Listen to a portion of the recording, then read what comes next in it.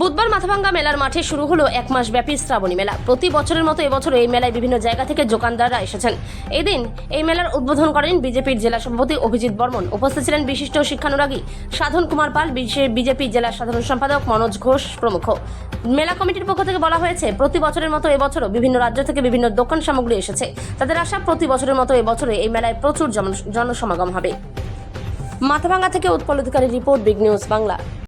আজকে শ্রাবণী মেলা যেটা নাকি প্রতি বছর আমাদের এখানে হয়, আজকে তার শুভ উদ্বোধন হলো। ফিতা কাটলেন আমাদের জেলা সভাপতি অভিজিৎ বর্মন মহাশয়, সাথে অনেক বিশিষ্ট ব্যক্তিগণ উপস্থিত ছিলেন। তাদের দ্বারা মেলার সূচনা করা হলো।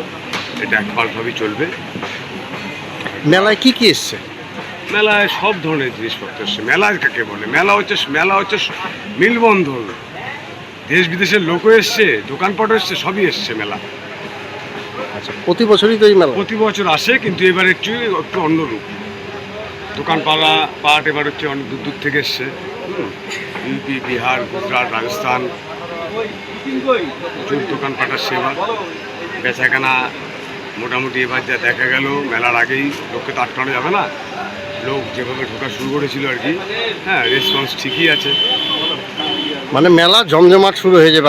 মেলা জমজমা শুরু। তোমার নামটা বলো। আমার নাম টুলটুল সাহা।